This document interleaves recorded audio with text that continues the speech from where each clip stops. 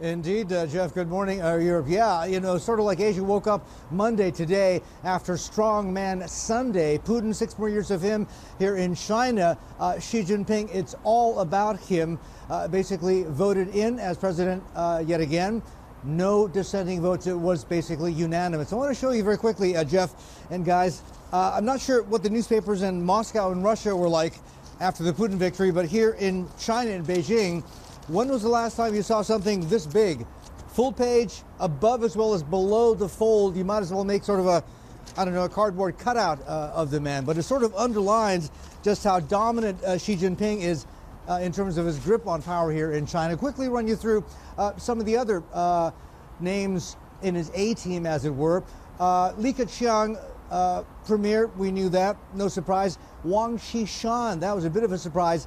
Coming in as vice president, but not being named as head of the powerful the new National Anti-Corruption Commission. And you mentioned right up top the new head of the central bank, first one in 15 years. Yi Gang is the gentleman's name, was the number 2 under Zhou Xiaochuan, now taking the top job. Liu He, who is Xi Jinping's closest economic advisor, just back from Washington, D.C. and those trade talks with the Trump administration. He had been widely tipped for that job. But, in China, it can be a little bit deceiving. There's official title and position, and then there's really who is in charge, who's in power.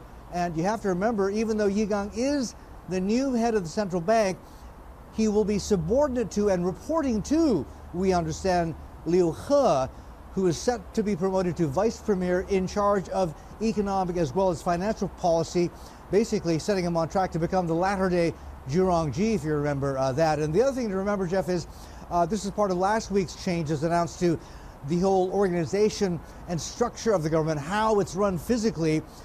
They've now given the central bank, the PBOC, regulatory and policing powers over the banking sector here in China.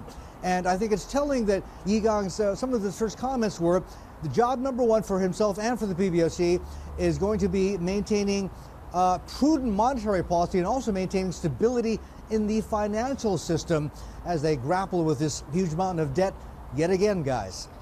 Martin, an interesting line from Carl over at High Frequency Economics, not for the first time. He points out that both Liu and Yi Gang are US educated, they are fluent English speakers, and they would represent a formidable matchup to their potential US opponents when it comes to talking about monetary issues, but potentially also about trade. Do you think that this in part may be a deliberate strategy by Xi Jinping to put together a team that is international in focus and may be quite robust in English in its defense of Beijing's strategies?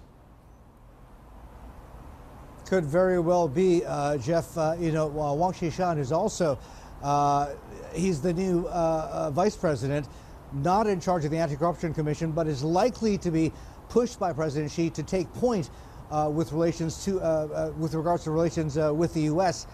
Interesting point, though. Wang is not fluent in English. In fact, he does not speak English. So we wonder what will happen there. It could be Liu He, who continues to play a very supportive role. You mentioned Yi Gang as well. Yi Gang is one of the first batch of American-educated policymakers and intellectuals here in China, just post the Cultural Revolution. So these guys, they had first crack, first chance, and probably grabbed it with all their might. At the same time, though, they do owe the state, and they do owe Xi Jinping for that opportunity, guys. Still watching? Perfect. Click here to watch another great video from CNBC International.